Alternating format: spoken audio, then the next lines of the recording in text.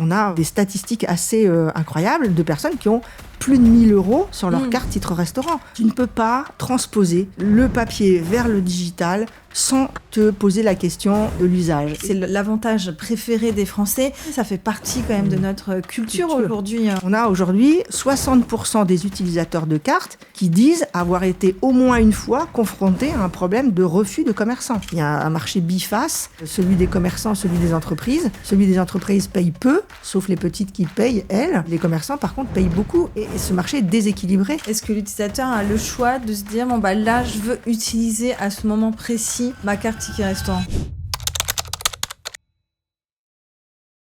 Bonjour à tous et à toutes, je suis ravie de vous accueillir dans un nouvel épisode de People Place. Moi, c'est Maude, je suis une ex-DRH, aujourd'hui entrepreneuse. J'ai notamment cofondé le Temple RH, un centre de formation destiné aux professionnels DRH. Aujourd'hui, je reçois Catherine Coupet. Bonjour Catherine. Bonjour Maude. Tu es cofondatrice et CEO d'Open Eats et ensemble, on va aujourd'hui décrypter l'avantage préféré des Français qui sont donc les tickets restaurants. Toi, Catherine, tu es au cœur en tout cas de cet avantage. Tu le connais très bien puisque tu as plus de 25 ans dans ce secteur d'activité. Tu as notamment commencé ta carrière en 1992 chez Up où notamment tu as évolué jusqu'à en prendre la présidence avant de cofonder donc aujourd'hui Open Eats en 2020. Je suis contente de t'avoir en tout cas aujourd'hui. Et avant de commencer, j'avais juste quelques questions, notamment sur ton parcours. Comment finalement tu t'es retrouvée à travailler dans ce secteur des avantages au niveau des salariés, notamment sur le ticket restaurant? Alors comme souvent, quand tu démarres, c'était quasiment mon premier job. Okay. J'avais fait quelques petites choses avant pendant mes études mais par hasard, en fait, tu cherches ton premier boulot, tu réponds à des annonces. À l'époque, dans les années 80, début 90, c'était le journal, okay. Les annonces. Et donc, je réponds à une annonce qui cherchait en fait un développeur commercial sur le secteur. Et j'ai démarré dans l'Est de la France, puisque j'étais à Metz et je m'occupais de la Lorraine, Champagne-Ardenne.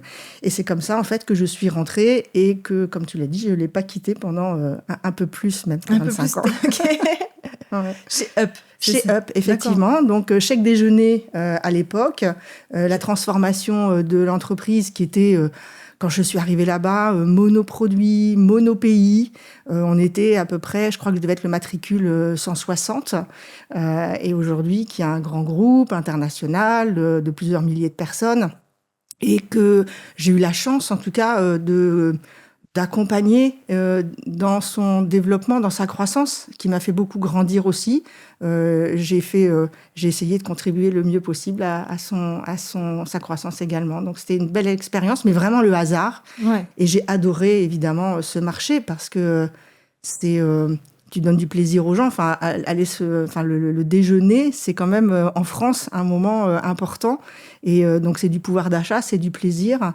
Donc pour moi, c'est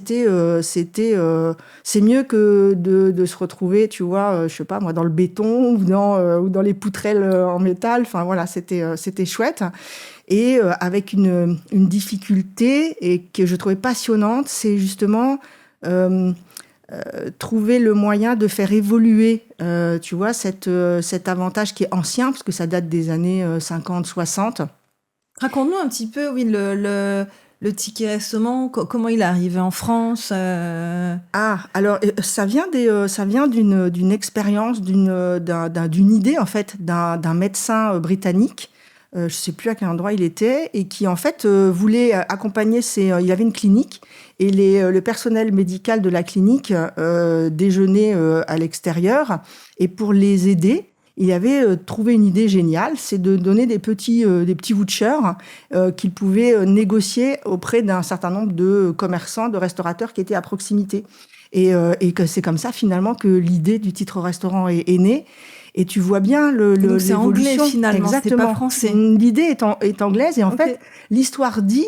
parce qu'il y a 3-4 concurrents importants dans ce marché. On aura peut-être l'occasion d'en parler après, oui. Pas précisément, mais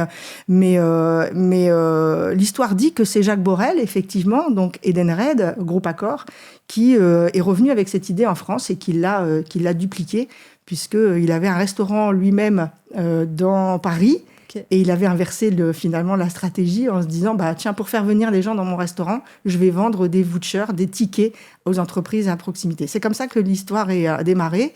Et très vite, les sociétés qu'on connaît encore aujourd'hui, les grands groupes, ont démarré à peu près tous dans les années, début des années 60, on va dire. Okay. Donc, c'est quand même plus de 60 ans que ce titre restaurant existe.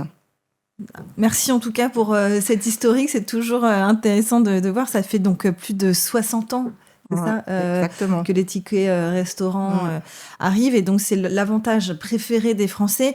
Aujourd'hui, plus de 5,5 millions en tout cas de salariés en France l'utilisent. Est-ce que tu peux nous rappeler rapidement un petit peu le fonctionnement en fait du ticket restaurant aujourd'hui ? Oui, alors il y a quelques principes de base qui sont réglementaires. Un titre restaurant, c'est forcément cofinancé, une partie par l'entreprise, une partie par le salarié. La loi fixe aussi les pourcentages, puisque l'entreprise doit prendre entre 50% et 60% de la valeur d'un titre, donc celle du salarié est ramenée à 40 à 50% selon celle de l'employeur. La deuxième règle qui est importante à respecter, c'est que le titre restaurant étant appuyé sur une exonération de charges sociales, pas de déclaration fiscale non plus, ça n'apparaît pas dans le net du salarié, le net imposable, et donc du coup il est plafonné. On ne peut pas donner ce qu'on veut. Donc aujourd'hui, tous les ans à peu près ça change. On est à 7,32 aujourd'hui de par employeur possible pour être exonéré, et on n'a pas le droit d'avoir plus d'un droit. Donc le maximum 7,32, mais ça peut être moins, qu'une fois par jour, puisqu'on déjeune une fois par jour au travail. C'est vraiment l'esprit de la loi, et c'est ça qui est intéressant en fait, c'est de voir comment en 60 ans, on peut faire évoluer un produit, une offre, tout en respectant l'esprit de la loi, parce que c'est important pour préserver le dispositif, et en même temps l'adapter au comportement, aux consommations du salarié aujourd'hui. Dans les années 60 et en 2026, on n'a plus rien à voir. Donc c'est ça qui est vraiment intéressant dans ce marché. Donc voilà, il faut respecter ces trois règles, et depuis 60 ans, tout le monde procède de cette manière. Mais il y a aussi d'autres manières de faire. Et on va en revenir avec... C'est celle que nous avons choisie. Avec Openit. Et juste pour revenir sur cette partie plus légale, juridique, quand est-ce que l'État, finalement, s'est immiscé dans notamment les exonérations, etc. Depuis quand que ça date hein ? Alors, tu sais, je te disais tout à l'heure, dans les années 50, début des années 60, un certain nombre, donc Borel, ont testé le produit, ont lancé vraiment sans cadre juridique. Un peu, ils ont proposé à leurs salariés exactement. Ce voucher. Ouais. Et tu vois, d'ailleurs, quand tu regardes, les usages précèdent souvent les lois. Et donc, c'est ce qui s'est passé. Mais en 1967, force était de constater que ça marchait bien, que les entreprises avaient besoin, en tout cas apprécié, de pouvoir accompagner le déjeuner du midi des salariés. Les salariés étaient aussi ravis, évidemment. Et donc, à l'époque, le gouvernement Pompidou de l'époque a encadré dans un texte du Code du travail ce titre restaurant. Et on est toujours sur ces textes d'origine, même s'ils ont un peu évolué avec la dématérialisation, mais on va en parler aussi. Super. Donc en effet, moi quand je connais les tickets restaurants, enfin on le voit, c'était le carnet classique, on enlevait le ticket, on le donnait au restaurant. Parfois même, on pouvait donner plus de tickets que ce qui était légal. Et donc raconte-nous, donc aujourd'hui, donc en effet plus de 30 ans, on va dire, de carrière dans les tickets restaurants. Qu'est-ce que toi tu as perçu, puisque tu étais au cœur du réacteur, et qu'est-ce que tu veux faire aujourd'hui de différent avec notamment la société que tu as co-créée, Openit? Ouais. Ce que l'on observe, c'est en fait tu vois, il y a les heureuses années qui étaient pour tout le monde le titre restaurant papier. Comme tu l'as dit, on va dire que c'était liquide. Il y avait des règles, je me souviens, mais en fait, c'était facile de de les contourner. De donner 8 tickets. Voilà, on distribuait à ses enfants. On avait gardé le carnet pour le traiteur. Enfin voilà, on a tous connu ça. Ouais. À un moment, les pouvoirs publics, tout à fait légitimement, se disent ce n'est pas du salaire, c'est une aide au déjeuner pour bien manger le midi, pour aider les gens. Et on sait tous, bien se restaurer le midi, prendre une coupure, faire une pause, c'est aussi c'est important, bien-être au travail. Ça fait partie de la culture en France. Oui. Exactement. Donc c'est plutôt c'est un postulat extrêmement positif. Donc il faut essayer de rester là-dedans. Et donc ils ont considéré qu'à un moment, il fallait remettre un peu d'ordre, on va dire, dans l'usage. Et en même temps, on était dans une pleine période de simplification, de digitalisation, et pour le plus grand bonheur des RH, par exemple. Parce que je pense que tu as connu ça aussi. Oui. Commander, distribuer, et plus l'entreprise est grande et en multisite, plus c'était compliqué. Les vols, enfin bref, j'en passe. Donc, à un moment, il fallait digitaliser. Et là, en fait, ce que j'ai constaté... quand, la digitalisation, à peu près ? C'était, sanctuarisé dans la loi, c'était 2014. 2014, donc, c'est pas si vieux, malgré tout. Enfin, ça fait plus de 10 ans, quand même, maintenant. Ça fait 12 ans. Et tout le monde n'est pas encore passé à la version digitale. Il y avait eu aussi l'arrivée de Swile, qui a quand même... un peu disrupté un statu quo, non ? Oui, alors en fait, tu vois, je pense que ça, c'était dans les années 2017-18 à peu près. Ça faisait 4 ans que la dématérialisation était possible. Et ça a été très compliqué pour les acteurs qui étaient issus du papier, qui étaient des gens très costauds. Enfin voilà, tout le monde avait un savoir-faire. Enfin, c'était pas évident. C'est pas évident. Et quelqu'un comme Swile ou Launcher à l'époque, quand il est arrivé, eh bien, il a écrit la partition digitale sur une feuille blanche. Donc, c'était beaucoup plus facile, effectivement, pour une société qui démarrait que les 3 ou 4 grands groupes qui, eux, devaient transformer. Moi, je suis arrivée à la présidence du groupe que tu rappelais tout à l'heure. À ce moment-là, ma mission, c'était de transformer le groupe pour passer de l'imprimerie au digital. Et donc, ça s'est passé à cette période-là. Et tu me disais, finalement, comment est-ce qu'on observe un peu l'évolution ? Moi, je me suis rendu compte, et déjà quand j'étais chez Up, Chèque Déjeuner, qu'il y a un problème. Tu ne peux pas transposer le papier vers le digital sans te poser la question de l'usage. Et c'est ce qui s'est malheureusement un peu passé. C'est que la plupart des acteurs se sont contentés de faire ce qu'ils savaient faire, mais en fait avec des schémas monétiques et pas forcément d'imprimerie, pour faire simple. Et c'est là où moi je me disais, mais il va y avoir un problème à un moment. Les choses, elles se tendent.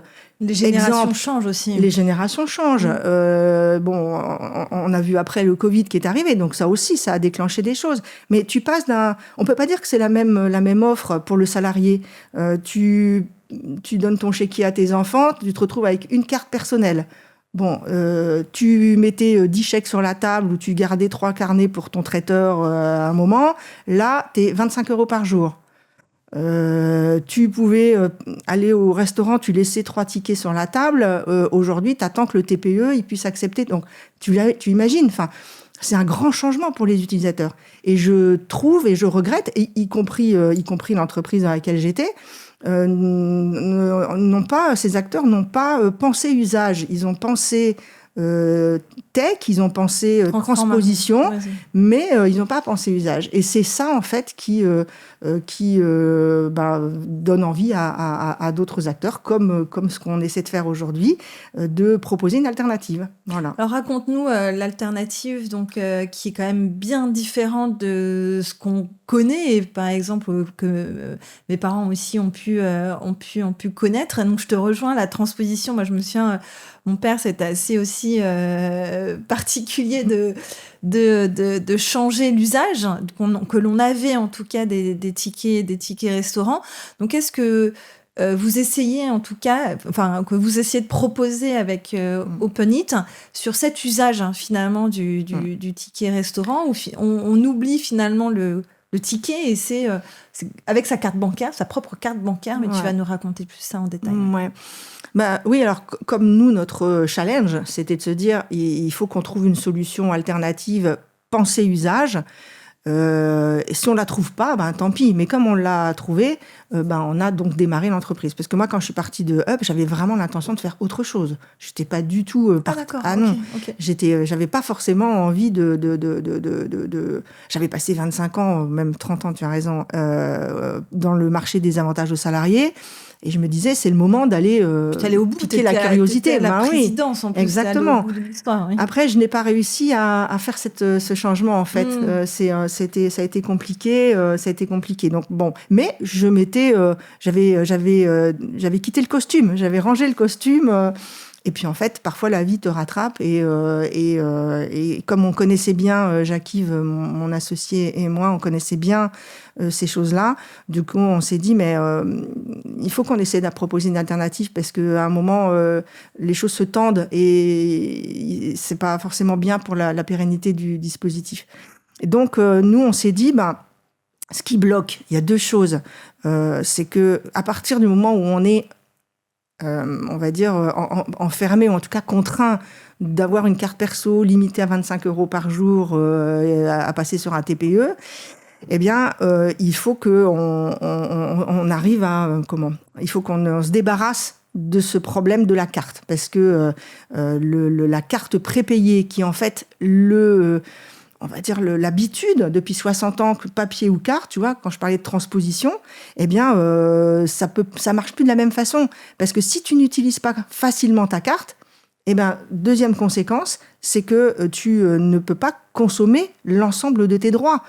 Personne ne se posait la question quand c'était du papier. Tout le monde réussissait à utiliser tout son chéquier au moins dans l'année, tu vois. Mais là, si tu as des difficultés à faire accepter ta carte chez un commerçant, qui sont de plus en plus nombreux à les refuser. Parce qu'ils prennent, en fait, l'organisme prend une commission. Une commission, c'est ça, sur le déjeuner aussi. Exactement. Du restaurateur. Ouais. Exactement. Donc, à partir de ce moment-là, les commerçants, dans le baromètre que l'on fait, tous les ans depuis 5 ans, on a aujourd'hui 60% des utilisateurs de cartes qui disent avoir été au moins une fois confrontés à un problème de refus de commerçants.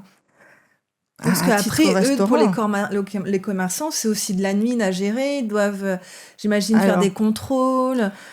Le commerçant, lui, il est content d'être passé du papier à la carte parce que pour les RH, c'était compliqué pour la distribuer. Oui. Mais pour le commerçant, il fallait les regrouper, contrôler, les mettre par valeur. Enfin, c'est au musée des titres restaurants, tout ça. Mais c'était compliqué pour eux. Donc, eux, au départ, par principe, ils sont heureux de voir du digital arriver. Mais ils s'attendaient aussi à ce que les commissions qui sont prises par les émetteurs baissent. Et en fait, ils n'ont pas vu les commissions baisser, voire même ils ont augmenté. Donc, à un moment, ils se disent, moi, j'ai des marges faibles, donc je préfère ne plus prendre le titre au restaurant. Je me prive peut-être d'un peu de chiffre d'affaires. Mais bon, on sait aussi que quand tu es habitué à venir chez un commerçant, un restaurateur qui te plaît, eh bien, tu vas le faire même si tu ne peux pas utiliser ton titre restaurant. Donc, tout ça fait que les personnes ne pouvant plus, pas facilement utiliser une carte titre restaurant, la première chose qu'on s'est dite, nous, pensant usage, il faut supprimer la carte prépayée. Il faut passer par un autre modèle. Donc, tu as raison, la carte bancaire, c'est ce qu'on a toujours sur soi. Aucun risque de l'oublier. Franchement, c'est ce qu'il y a de plus simple. Et comme on ne met plus en circulation un moyen de paiement, on ne crée pas un moyen de paiement, on n'a plus besoin non plus de prépayer la part du salarié, puisque on a à peu près 35%, toujours dans le baromètre, 35% des utilisateurs de titres restaurant ne l'utilisent qu'une fois par semaine, voire moins. Tu vois tout de suite le sujet. Tout le monde n'a pas l'occasion d'aller tous les jours au Franprix du coin ou ces très grandes villes. C'est loin d'être la majorité, en tout cas la représentation totale. Donc, tu vas une fois par semaine, voire moins. Tu utilises 25 €. Tu as juste la possibilité de dépenser 100 €. Et si tu as une cagnotte de 200, eh ben, tu vas consommer, enfin, tu vas multiplier, en tout cas, tu vas additionner les soldes tous les mois. Donc, à un moment, nous, on s'est dit, il faut donner la liberté, en fait. Et je pense que pour les RH, c'est un mot qui va être de plus en plus important en termes de personnalisation, des avantages pour les salariés. Chacun, finalement, avec un système comme celui qu'on a choisi, tu payes avec ta carte bancaire. Nous, on a 2 solutions pour remonter, pour connaître les dépenses de carte bancaire. Si certaines sont éligibles au titre restaurant, eh bien nous, on crédite le compte bancaire du salarié de la part de l'entreprise. Automatiquement. Automatiquement. On fait juste le job de vérifier que la dépense est bien alimentaire. Sinon, ça ne justifie pas l'exonération, c'est plus du titre restaurant. Mais à partir de là, on est un peu le tiers de confiance de l'employeur. Et si la dépense est éligible, eh bien très simplement, on va rembourser le compte bancaire. Donc, tu vois... Après, et côté, comment ça marche côté utilisateur, c'est que des fois, on aime bien choisir à quel moment on a envie d'utiliser la carte restaurant, parce que voilà, on va quand même consommer plusieurs fois, peut-être une fois ou plusieurs fois dans le mois, en tout cas, au restaurant ou faire ses courses. Est-ce que l'utilisateur a le choix de se dire, là, je veux utiliser à ce moment précis, parce que j'ai fait les courses dans tel ou tel magasin, ma carte ticket restaurant? Ouais, tu as raison. En fait, il y a 2 types de consommateurs. Il y a celui qui souhaite que tout soit consommé le plus rapidement possible. Donc lui, il rentre dans un mode, quand il rentre, il fait son onboarding, il a le choix en fait de choisir ses dépenses ou alors de finalement faire un peu la voiture balai en fait. Et chaque fois qu'il dépense, nous on la voit. Il fait confiance et exactement, regarde pas. Ouais. Exactement. Donc on a les 2 types, mais effectivement il peut choisir. Nous les 2 solutions qu'on lui propose, c'est soit de photographier son ticket de carte bancaire, parce qu'on a tout sur le ticket de carte bancaire pour voir si la dépense est légitime, est autorisée. Et donc, c'est lui qui décide, dans ce cas-là, de prendre son ticket et de nous l'envoyer dans l'app. Il a son appareil photo dans l'app. Ou alors, s'il ne veut pas faire la photo, il connecte son relevé bancaire en dépense carte, simplement, avec bien sûr des partenaires sécurisés, Banque de France, bien sûr. Et nous, on lit tous les jours, sans qu'il s'en rende compte, on lit ses dépenses en carte bancaire. Et quand on en voit une qui est éligible, on lui envoie sur son portable, sur son smartphone. Et s'il a choisi de choisir, eh bien, il choisit les dépenses. Celle-là, je la veux, ou celle-là, non, j'en prends pas aujourd'hui, je verrai demain. Voilà, on peut choisir. Très clair. Merci en tout cas pour ces explications et ce que vous avez mis en place en tout cas chez OpenEat. Donc finalement, c'est ma carte bancaire et donc une app qui permet en tout cas de catégoriser les dépenses et de vérifier notamment aussi la partie alimentaire. Ce qu'on avait aussi envie de faire sur cet épisode, c'était de vraiment décrypter en fait, casser un peu les idées reçues que l'on peut avoir sur le ticket restaurant. Donc on a préparé plusieurs points ensemble pour faire ça, car c'est vrai que le ticket restaurant peut être parfois un peu opaque. Il y a quand même cet aspect aussi légal, juridique qui rentre. Et donc la première question, et je l'ai trouvée vraiment intéressante, c'est vrai ou faux, les titres restaurants et les tickets restaurants, est-ce que c'est pareil? Est-ce que c'est vrai ou c'est juste un langage qu'on utilise au quotidien? Oui, c'est un peu ça. C'est-à-dire que le ticket restaurant est devenu le générique. Tu vois, c'est le frigidaire, c'est le sopalin, c'est des choses comme ça. Donc, en fait, ticket restaurant est une marque. Okay. Donc, Accor, maintenant Edenred. Et le titre restaurant, c'est le vrai générique. C'est-à-dire que dans la loi, dans tous les textes, on parle de titre restaurant. Mais ticket restaurant est devenu un peu, a remplacé un peu. Ouais, donc ticket restaurant, c'est qu'il a été déposé en tant que marque. Et donc, tout le monde ne peut pas l'utiliser comme on en a envie. Non. Ok, très clair. Aujourd'hui, donc, quel état des lieux, juste pour reparler un petit peu de cette histoire, du marché que tu fais, du marché en tout cas du titre restaurant aujourd'hui. Il y a eu donc de nouveaux acteurs, comme on l'a indiqué, notamment OpenEat. Ouais. Qu'est-ce que tu peux nous en dire sur l'état du marché aujourd'hui? Alors, c'est un marché un peu bizarre parce que, bizarre. En tout cas, tant qu'on était sur du papier, il n'y avait pas beaucoup d'acteurs nouveaux. le ticket d'entrée était quand même assez élevé. Il fallait faire de l'imprimerie. Enfin bon, il y avait très très peu de nouveaux acteurs. À partir du moment où, en 2014, la digitalisation est arrivée, un certain nombre de nouveaux acteurs sont arrivés. On en a parlé tout à l'heure. Et depuis, aujourd'hui, il faut savoir, et je pense que peu de gens s'en rendent compte, le savent, c'est 19 acteurs aujourd'hui. 19 sociétés qui proposent du titre restaurant au sens large des avantages aux salariés. Oui, parce que d'autres acteurs proposent aussi donc les chèques vacances, il y a voilà les cadeaux, la mobilité, ça, le CESU, l'aide à domicile, etc. Donc c'est ça qui en fait c'est le gros package des avantages aux salariés. Donc du coup aujourd'hui c'est 95% du marché qui est encore sur les Big Four, sur les 4 plus gros historiques. Et pour une raison assez français. Et c'est emblématique quand même. La France a exporté. L'idée est venue, chez les Britanniques, on va dire, mais on va dire que les sociétés d'aujourd'hui, qui ont créé vraiment, qui ont fait la valeur de ce marché, sont françaises, et elles ont exporté ça dans le monde entier. Donc il y a plusieurs dizaines de pays qui connaissent, 40 pays qui connaissent le titre restaurant. Alors, il n'est pas toujours identique, il n'a pas toujours les mêmes règles, mais en gros, l'esprit, en tout cas, c'est le même. Et donc, beaucoup d'acteurs nouveaux depuis 2014, 5% du marché seulement. Donc, c'est vrai que c'est pas normal, ça devrait se rééquilibrer. C'est aussi un peu pour ça que nous, on pense que c'est avec un changement de modèle, une autre manière de faire, qu'on peut aussi ouvrir le marché. Et aujourd'hui, on a celle-là, mais peut-être que demain, il peut y en avoir d'autres. La loi le permet, on peut ouvrir des choses. Et malheureusement, tous les nouveaux acteurs qui ont démarré depuis 2014 font tous la même chose. Ils copient, en fait, le système des 4 historiques. Une carte prépayée, il n'y a pas de changement. On disait tout à l'heure, tu parlais de Swile, qui a été, je pense que c'est une des marques qui est maintenant très connue, mais finalement n'a fait que la même chose que les autres, bien mieux à l'époque. Elle a su le faire très très bien, mais quand les autres avaient un peu de mal à transformer. Mais sinon, le modèle est exactement le même. Donc moi, je pense vraiment que tant qu'on a 19 acteurs qui font la même chose, le pouvoir de marché naturel des 4 gros qui ont un parc de plusieurs dizaines de milliers de clients, etc., c'est difficile.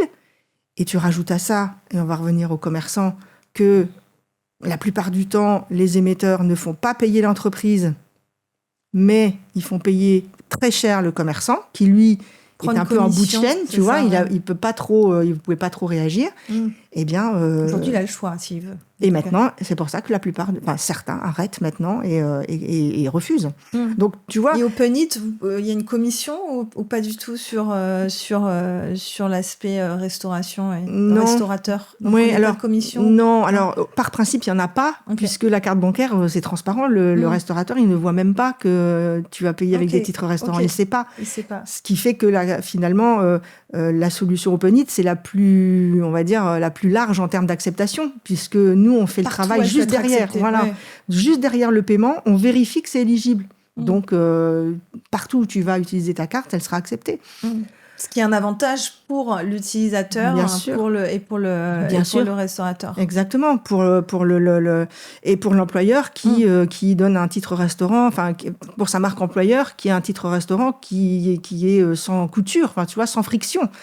Donc voilà, c'est un peu. On doit plus au niveau RH d'avoir la liste des utilisateurs, contrôler aussi au niveau de la paye. Tout ça, c'est fait de façon assez. Comment ça s'organise aussi de votre côté, cette partie aussi, parce que par exemple quand on est en vacances, on n'est pas éligible donc au titre restaurant. Ouais, bien. Eh bien, en fait, de ce point de vue, ça ne change pas parce que seul l'employeur connaît les droits des salariés. Donc, issus des CRH, on sait les temps, les jours de travail, les jours de congé, les jours où on n'a pas droit au titre restaurant. Et c'est ça qui génère, en fait, la commande et le chargement tous les débuts de mois, à peu près, des droits de chacun.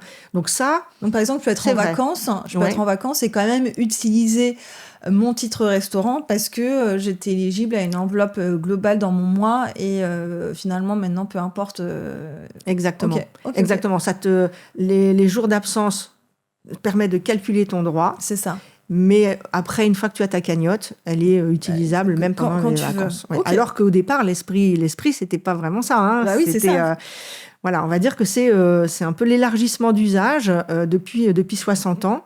Et c'est sur ce point que je pense il faut vraiment faire attention parce que il faut malgré les changements de comportement et les habitudes des salariés aujourd'hui, je pense qu'il faut faire très attention aussi à ne pas éloigner trop l'usage du titre restaurant de l'esprit du législateur. Sinon, le risque c'est quoi ? C'est préjudiciable pour tout le monde, c'est que le titre restaurant ne bénéficie plus de son exonération. Et là, ça serait quand même très dommage pour tout le monde. Pour tout le monde. Ouais. Donc, il faut toujours faire très, très attention à ça. C'est un peu, on va dire, deuxième degré, hein, mais c'est le dessous des cartes, en fait. Il faut vraiment bien regarder, au-delà du complément de revenus fléché pour pour l'alimentaire, qu'un employeur donne à ses salariés, il faut vraiment faire attention quand même à rester dans l'esprit le plus proche. Exactement. Deuxième un petit peu idée reçue, sur la transparence et le suivi des consommations, les non consommés sont rares. Vrai ou faux ? Faux. C'est faux. Alors, pour certains salariés, c'est même pas rare, c'est inexistant. Parce que tu as ton crédit au début de mois, le 10, t'as plus rien, t'as tout consommé parce que tu sais faire, tu as les habitudes d'achat qui sont cohérentes et en tout cas qui sont compatibles avec le titre restaurant. Mais t'en as d'autres. L'exemple de tout à l'heure, je vais faire mes courses tous les samedis ou je pense pas à l'utiliser. Enfin bref, ceux-là, cumulent tous les mois. On a des statistiques assez incroyables de personnes qui ont plus de 1 000 € sur leur carte titre restaurant. Au moment où on parle de pouvoir d'achat, qu'on bataille pour des augmentations, etc., c'est un peu dommage de faire ce constat, mais qui est le résultat de ce qu'on se dit depuis tout à l'heure. Donc non, c'est faux, il y a des non consommés, et c'est un vrai sujet d'ailleurs qui préoccupe un peu tout le monde, y compris les pouvoirs publics. Oui, et donc dans le baromètre que vous avez mis en place, il y a une donnée qui est importante, c'est qu'un tiers des salariés ont plus de 100 € sur leur carte, c'est ça ? Exactement. Et donc ces 100 € restent, c'est ça, dans un... Oui, alors... Tu vois, les 100 €, alors normalement, tous les soldes sont reportables. Hein. Le rythme de vie, on va dire, d'un titre restaurant, c'est le millésime. Donc le millésime, c'est l'année civile plus 2 mois, puisque tu peux, janvier et février, encore utiliser tes titres de l'année d'avant. Okay. Mais à la fin du millésime, tu dois, la partie, quand on a digitalisé, les soldes se sont reportés sur le millésime d'après. Okay. Donc, à première lecture, bonne nouvelle, puisque ça n'est pas perdu, sauf que quelqu'un qui se trouve avec 100, ça peut encore aller, mais 200, 500, 600, 900, 1000 €, parce qu'il ne les a pas consommés régulièrement, il ne va pas plus les consommer régulièrement, puisqu'en plus, ils vont continuer à augmenter, puisque tous les mois, leur employeur va en charger. Ouais. Donc, ça devient fou comme système. Donc, peut-être la solution, c'est que l'avantage doit être peut-être certains salariés, s'ils n'utilisent pas les tickets restaurants, et ce n'est pas une obligation. Ça, je pense que c'est important de le dire. Nous, on avait certains salariés, on leur demandait, ils ne voulaient pas prendre l'avantage des titres restaurants. C'est pas une obligation. Si on l'a dans l'entreprise, on a le droit de dire non, j'ai pas envie d'avoir les tickets restaurants. Et donc peut-être dans ce cadre-là, si la personne n'utilise pas ces tickets restaurants, le mieux c'est d'arrêter en fait l'avantage. Ouais. Tout à fait, et ça existe de plus en plus, effectivement. C'est pareil, quand on demande aux salariés qui n'ont pas de titre, est-ce qu'ils souhaiteraient avoir des titres restaurants ? Bon, à 85-86%, ils disent oui, mais les 14-15% qui restent, quand on leur demande pourquoi, ils disent « je veux pas qu'on me prenne de l'argent sur mon salaire ». Donc, en fait, tu vois, il y a vraiment un sujet là-dessus. Et donc, le salarié peut, s'il veut, il faut qu'il fasse un courrier à la DRH. La DRH, elle est embêtée parce que finalement, de pas pouvoir donner un avantage à tout le monde, tout ça parce que la personne, elle veut pas, elle trouve qu'il y en a trop. c'est pas satisfaisant pour un RH. Ok, il accepte, mais bon, d'abord il faut le gérer. Il faut gérer ceux qui en prennent, ceux qui en prennent pas. Il y en a qui on prend en paye, d'autres qui on prend pas. Enfin, je pense que la paye a tellement de complexité que bon, c'est une de plus, tu vas dire, mais on peut s'en passer peut-être. Et donc le nombre aussi de titres, les gens aimeraient aussi dire, bah moi j'en veux peut-être pas un tous les jours, j'en veux que la moitié, je n'utilise pas tout. Tu vois, c'est le côté un peu has-been maintenant, c'est ça, c'est le côté j'ai une seule manière de faire du titre restaurant.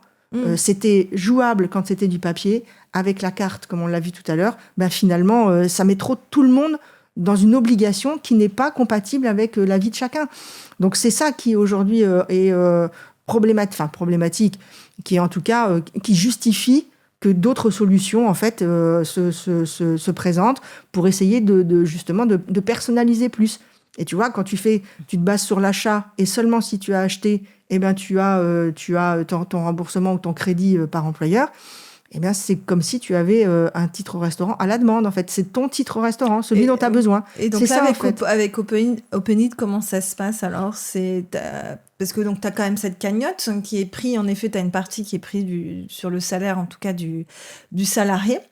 Alors nous, on ne prend plus. On ne prend plus la cagnotte. On ne prend plus de salaire sur le salarié. Vous ne prenez plus de salaire sur le salarié? Non. Et en fait, le salarié a sa cagnotte employeur. D'accord. Donc, tu vois, si on reprend l'exemple de tout à l'heure, tu as un titre à 10, 5, tu as 20 jours par mois. Avant, tu avais 200 € de dépenses à mettre sur ta carte, 100 qui venaient de ton salaire, 100 qui venaient de l'entreprise. Aujourd'hui, les clients, les salariés en tout cas, qui utilisent Openit, ils n'ont plus de prélèvement sur leur salaire. Ils ont une cagnotte qu'ils peuvent suivre en permanence sur leur app. Donc, ils ont 100 €. Et ils ont 100 €. Et au fur et à mesure que les dépenses sont utilisées, enfin, qu'il fait des dépenses et que sa cagnotte est utilisée, eh bien, on diminue sa cagnotte. Il sait en permanence. Mais en fait, tu vois, lui, il met sa part qu'au moment de l'achat, en fait. De l'achat.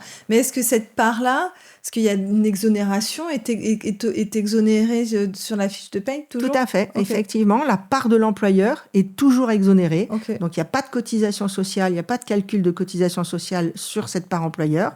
Et au même titre qu'une solution normale, classique. Okay. Et la partie salariée?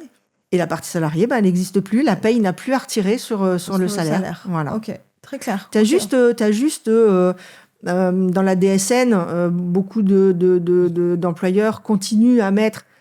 C'est pas une obligation. Hein. Juridiquement, tout le monde n'est pas forcément d'accord sur l'obligation de mettre la part employeur dans la DSN.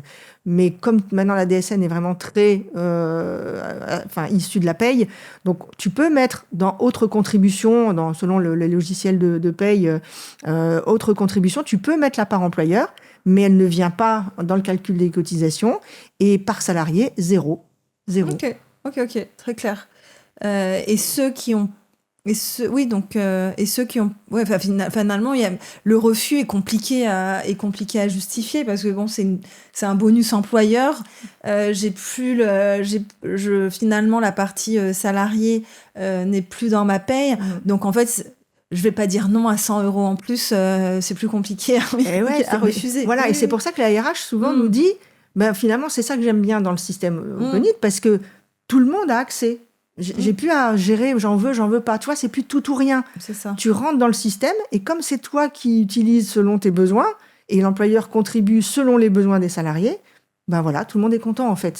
C'est un vrai avantage salarié. En fait. Voilà, exactement. Okay. On t'oblige pas à respecter le même avantage pour tout le monde.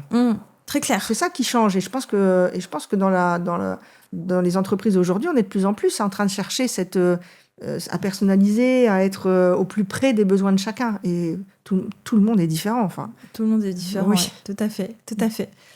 On va faire une petite pause avant de continuer. Donc, si vous êtes RH, recruteur, responsable RH et vous avez envie d'augmenter vos compétences, alors j'ai envie de vous parler rapidement du Temple RH. Le Temple RH, c'est un centre de formation, mais pas que. C'est aussi une communauté de professionnels RH qui veulent reprendre une place stratégique, gagner en crédibilité, en posture, en impact, surtout sans se renier. On y forme sur les sujets notamment de communication RH, de marque employeur, de leadership, de posture RH ou encore de digitalisation des processus RH grâce à l'IA et à l'automatisation. On y forme en entreprise et bien sûr en individuel. Donc si ça résonne avec vos enjeux actuels, je vous mets le lien en description et on reprend l'épisode. Une autre idée reçue, donc c'est sur le business model. On en a bien parlé quand même aujourd'hui et on vient d'en parler tout à l'heure. Vrai ou faux qu'il n'y a que les entreprises qui payent pour les tickets restaurants? Eh bien, non, loin de là, loin de là. Et alors, si tu es une grande entreprise, Oui. tu ne payes, la plupart du temps, tu ne payes pas. Bon, si tu es une petite, tu vas payer plus cher. Ça, c'est le modèle. Ouais. Dis-nous pourquoi. Ouais, parce que ça négocie moins. En fait, une petite entreprise négocie moins. En tout cas, dans les systèmes classiques, tu vois. Aujourd'hui, dans le marché, c'est ça, c'est ce qu'on constate. Il y a peu de facturation aux entreprises, plus de facturation aux commerçants. On l'a vu, c'est 3 à 5% de chez le commerçant qui est prélevé. Et si tu as la chance d'être en une plus grande entreprise, tu paieras moins cher ou quasiment pas. Par contre, dans les petites entreprises, tu vas payer un peu dans un modèle classique. Par exemple, tu peux nous donner peut-être un exemple de comment ça fonctionne? Pourquoi un grand groupe ils vont négocier sur quoi, oui. par exemple? Les volumes, tu vois, t'as toujours le sacro-saint réflexe de je vous amène 1000 personnes. Donc, dans le restaurant. Donc, ils vont négocier avec les restaurants? Non, avec les émetteurs, pardon. Là, le modèle, c'est qu'est-ce que le émetteur va facturer. Le modèle économique de l'émetteur, ça va être de facturer une prestation aux entreprises et une commission aux commerçants. D'accord.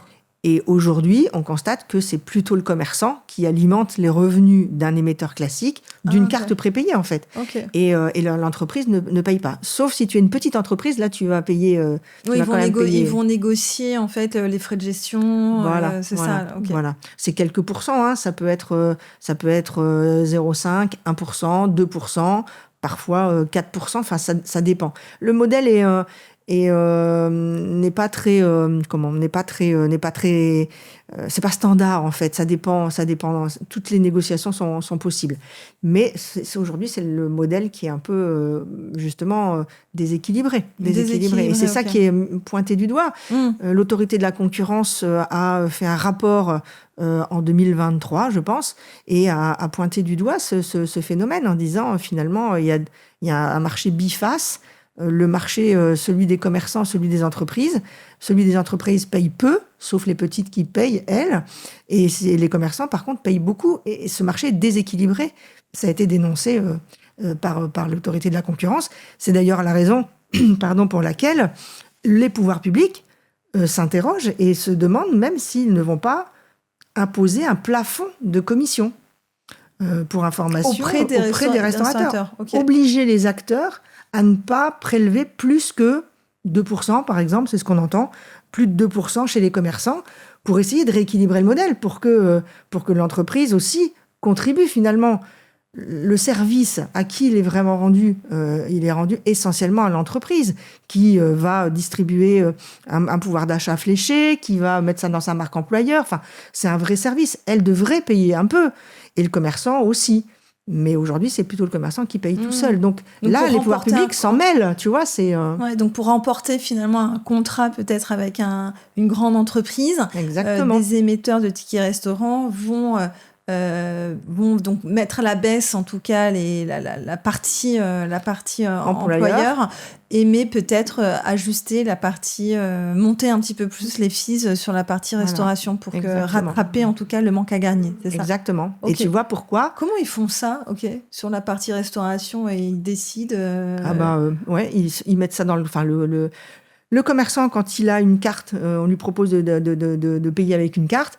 Si il veut l'accepter, eh bien, il est obligé de passer un contrat. Et donc, les émetteurs classiques font beaucoup de travail pour signer des contrats avec les commerçants. Okay. Et c'est dans le contrat qu'on leur dit, on va vous rembourser moins 5%. D'accord. Et donc, oui, c'est ça où on voit donc sur l'enseigne du restaurant, prend le ticket restaurant, prend la carte Intel, c'est qu'ils ont négocié un contrat avec l'émetteur directement. Et finalement, avec OpenNet, cette partie-là, elle est... elle n'existe pas. Elle n'existe pas, tout à fait. On peut utiliser avec n'importe quel restaurant et donc soutenir aussi l'économie française. Okay. Exactement. Super. Et on a de plus en plus d'entreprises d'ailleurs qui sont sensibles à ça. Des collectivités, des entreprises qui considèrent que ça fait partie aussi de leur rôle sociétal. Sociétal, ouais. Ok. Parfait. Et donc la dernière un peu idée reçue sur les usages, que les usages du titre restaurant sont toujours les mêmes depuis la création du dispositif. Vrai ou faux? Donc on en a aussi pas mal discuté. Oui, c'est vraiment de plus en plus faux parce que y a eu la grande période aussi l'après-Covid. Oui. Ça a mis aussi ça a généré un grand changement parce que jusque-là tu ne pouvais utiliser le titre restaurant que pour du consommable immédiatement. Pas que dans les restaurants, mais traiteur, un sandwich à la boulangerie. En tout cas, il fallait que tu utilises ton titre pour acheter quelque chose que tu mangeais tout de suite, dans le cadre du travail, l'esprit de la loi. Et puis le Covid est arrivé, on connaît tous ce qui s'est passé. Et là, on a ouvert l'usage, les pouvoirs publics ont ouvert l'usage au paquet de pâtes, parce qu'il fallait se faire à manger chez soi, on était confinés, etc. Et donc, cet usage, il s'est pérennisé. Je pense qu'il aura du mal à disparaître. En tout cas, c'est pas du tout vers ça que les pouvoirs publics vont, a priori, dans la prochaine réforme du titre restaurant. Certainement que cet aspect sera sanctuarisé. Pour des bonnes raisons aussi, c'est que y a le télétravail, donc la loi a acté qu'on pouvait bénéficier de titre restaurant quand on est en télétravail, donc il faut se mettre à la place de tout à chacun. Tu vas pas forcément descendre et tu n'en as pas forcément la possibilité quand tu es chez toi. Donc tu as fait tes courses le samedi, tu as acheté de quoi te nourrir et faire tes repas de la semaine. Donc en toute logique, tu vois, si on s'adapte aux usages, aux consommations, aux besoins des gens aujourd'hui, c'est normal. Mais voilà, attention, parce que, comme on le disait tout à l'heure, il faut essayer de rester le plus possible dans l'esprit de la loi. Du titre restaurant. Okay. Tout à fait. Très clair.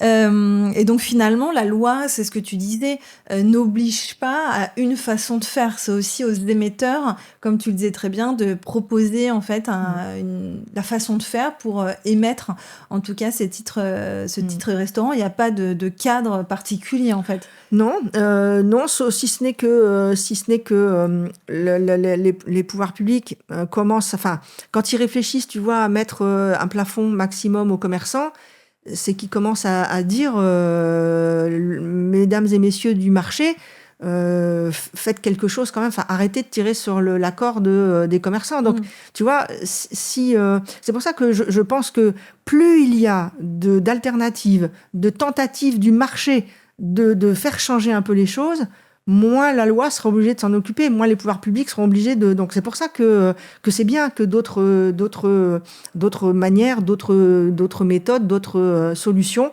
arrivent pour justement aller séduire d'autres parties du marché.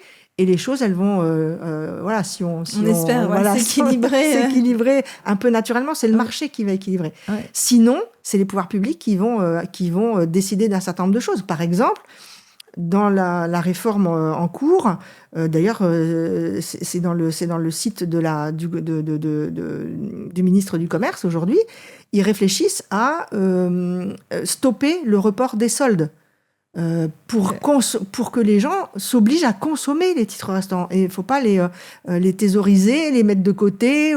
C'est fait pour les consommer quand on travaille. Il faut vraiment se rappeler ça tout le temps. Donc, tu vois, les pouvoirs publics sont même allés jusqu'à se dire, dans ce cas-là, on va réfléchir aussi à arrêter le report de soldes. Il faut que les gens consomment. Donc, tu vois, c'est ça, faut pas que ça soit un avantage un peu obligatoire où on traîne ses tickets restaurants des mois et des mois. Et donc, et ça, c'est important de le dire, c'est qu'on peut refuser aussi un titre restaurant. On peut tout à fait le faire, effectivement. On peut dire à son DRH, ce n'est pas la peine, je n'en veux pas. N'en veux pas, ou utiliser une solution comme OpenEat, qui est plus flexible en tout cas sur cette partie aussi salariée. Donc toi, ça fait finalement donc là que tu continues ton histoire avec Open Eat, en tout cas sur voilà, ces 30 ans de carrière. Toi, comment tu vois en tout cas le futur du titre restaurant? Donc je rappelle, c'est vraiment l'avantage préféré quand même des Français. Ça fait partie quand même de notre culture aujourd'hui en France. Comment tu le vois alors ce titre restaurant? Un peu dans l'esprit de ce qui nous anime aussi et ce qui a animé aussi notre discussion en filigrane, c'est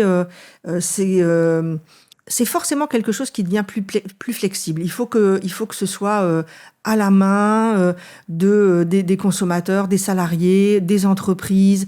On est de plus en plus quand même sur des politiques de plus en plus incarnées aussi dans les entreprises. Donc, je pense que c'est quelque chose qui, comme pas mal d'autres sujets, doivent doivent vraiment s'adapter. Donc, bon, c'est ce qui nous a animés au départ. Donc, forcément, mais je le vois bien dans les attentes. Et du coup, je pense que il faut aller dans ce sens. Ouais, donc finalement de créer un avantage qui répond aussi aux usages des entreprises, des restaurants et des salariés, et qu'on donne le choix finalement. Voilà, c'est ça. Ok. Très clair. Est-ce qu'il y a un dernier mot que tu veux partager, notamment sur le futur d'Open Eat, sur où vous en êtes aujourd'hui? Oui, avec plaisir. Oui, on est donc ça fait 3 ans. On arrive, enfin en tout cas, on séduit de plus en plus de DRH qui prennent le temps. Alors, je sais, pour en rencontrer depuis de très, très nombreuses années, ça sature beaucoup dans les services RH. Il y a beaucoup de projets, il y a beaucoup d'accords, il y a plein de choses. Donc, c'est pas facile. Mais c'est aussi ce travail qu'on mène et quand les entreprises ont accepté, en tout cas, ont regardé ce sujet, eh bien, ils sont plutôt ravis d'avoir une solution mieux-disante à apporter. On continue à faire d'autres choses parce qu'on a commencé par le titre restaurant, mais à la demande de nos clients, eh bien, on peut faire aussi maintenant du cadeau. Ah, super. On peut faire aussi... Donc, vous avez ouvert aussi votre catalogue. Exactement. Okay. De la mobilité. Finalement, Okay. C'est un nouveau métier. Tu vois, au-delà on n'est plus sur la carte prépayée, de la monétique embarquée, etc. Nous, on se met juste derrière l'achat. On vérifie, on a une preuve d'achat. Et si l'achat est conforme à une politique, qu'elle soit de restauration, de mobilité, de cadeaux, eh bien, nous, on rembourse immédiatement la part qui revient au tiers qui finance. Donc, ça y est, on ouvre maintenant à tous les avantages aux salariés. C'est encore plus simple que le titre restaurant. Et puis on parlera d'international après, quand on se reverra. Bon, super. En tout cas, c'est tout ce que je souhaite pour Open Eat. Bravo en tout cas pour cette nouvelle façon de voir le ticket restaurant. Donc finalement, ça soulage aussi la charge mentale des RH, parce qu'il n'y a plus cette partie un peu administrative où on va mettre tous les salariés, la partie aussi paye. Donc ça soulage aussi... Et on en a bien besoin, en tout cas, dans notre métier. Ouais. La digitalisation, on est en plein dedans. L'IA, tu en parles souvent dans tes podcasts que j'écoute. Tu en parles souvent. Je vois bien l'importance que peut avoir justement la présence de l'IA dans la facilitation de la charge et de l'allègement de la charge aussi dans les équipes RH. Donc voilà, c'est un exemple. Open Eat est un exemple parmi beaucoup d'autres. Et ça fait partie de la tendance. Et ça, c'est chouette. Bon, très bien. Merci en tout cas, Catherine. Merci à toi, Maud. Pour ton temps et ensemble de décrypter les tickets restaurants. Et on se dit à très vite. Merci.